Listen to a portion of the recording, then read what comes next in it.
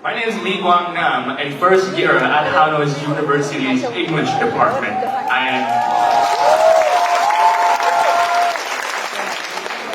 Right, so without any further ado, I shall be starting my speech now. Right, so if any person asks me, what does gender inequality look like? I would answer them that it looks like this cigarette. It looks like this cigarette. Because to me, although most of us are aware that cigarettes are bad for us, but some of us still chooses to accept it and just to live with it, right? And in my opinion, this is actually one of the leading causes for why we as a society have not reached a perfect, truly gender equal state. And how would this gender equal state look like? I would say that it is a place where you have the equal rights in the present, where you have the ability to dictate your future, and where you could be yourself in both the present and the future. So firstly, equal rights in the present. Now, this would mean that regardless of gender, everyone under the sun would be protected by the same laws and have access to the same rights. This in time will create no more legal cases being dismissed on account of gender. And LGBT marriage will also be legalized, which are already huge benefits on their own. But another benefit that would mostly go unnoticed that I would also like to point out is it would cease man hating. This is a direct consequence of a form of toxic feminism. This is when women have the right ideology, but they have a very wrong approach to it. Right? And so they ended up fighting the very same men that tried to defend them. And by creating equal rights for everyone, I believe that everyone will be able to speak up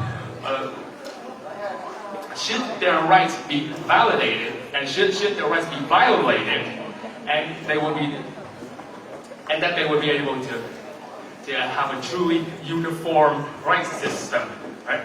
Secondly, I would like to point out that it is actually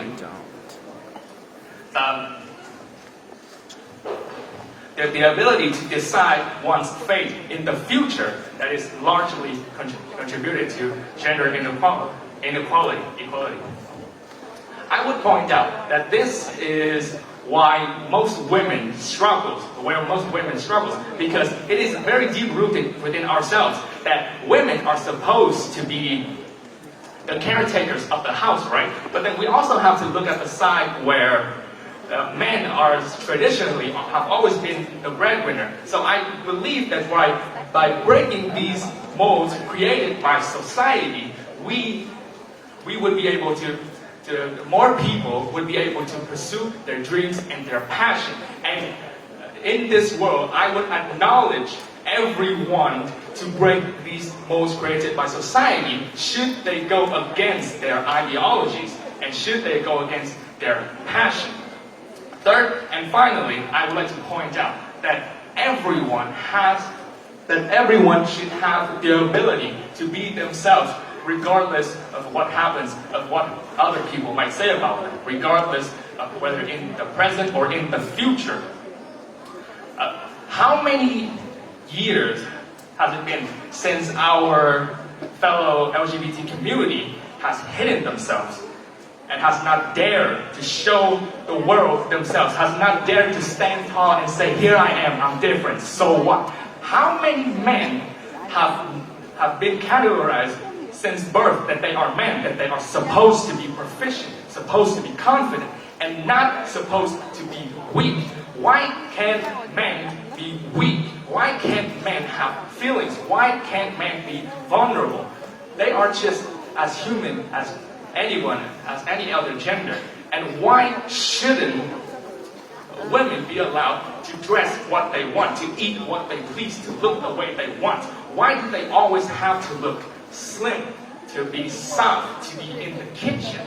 And so, to sum up, I would like to point out that by adding these three things into a new world model and under the forms of policies, we would be able to create a world where people dare to speak up, dare to have the courage to speak up about all the wrongs in the world and not have to accept it. That is my design. That is my point of view. That is the future I want. Thank you.